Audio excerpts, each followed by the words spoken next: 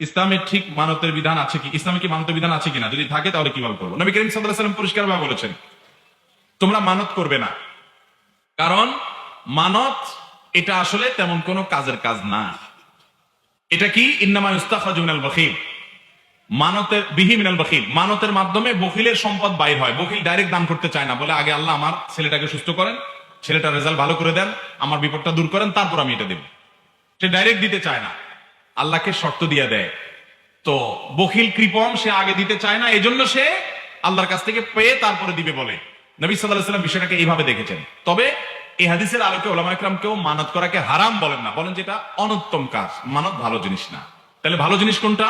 আপনার বিপদ হয়েছে, আপনার কোনো উদ্দেশ্য হাসিল হওয়া দরকার, আপনি এমনি টাকা দান করে দেন, দান করে এরপরে বলেন আল্লাহ আমি দান করলাম, আমি 2 রাকাত নফল নামাজ পড়লাম, আমি একটা রোজা রাখলাম, আমি একটা গরু ছাগল দান করলাম, কিছু টাকা পয়সা দান করলাম, আপনি আমার এই উদ্দেশ্যটা পূরণ করেন। এটা হলো সুন্নাহ সম্মত পদ্ধতি এবং প্রশংসনীয় বিষয়, যে দান করবেন এবং আল্লাহর কাছে চাইবেন, তারপরে যদি আপনি মান্নত করেন, আর মান্য যদি বিশুদ্ধ হয় তাহলে সঠিক হবে।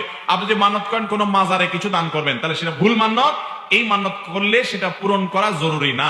নবী সাল্লাল্লাহু আলাইহি ওয়াসাল্লাম বলেছেন, মান নাযারা আন ইয়াসি আল্লাহ ফালা ইয়াসিহি, যদি কেউ কোনো গুনাহের কাজ করার মান্নত করে তাহলে সে গুনাহ করতে পারবে না।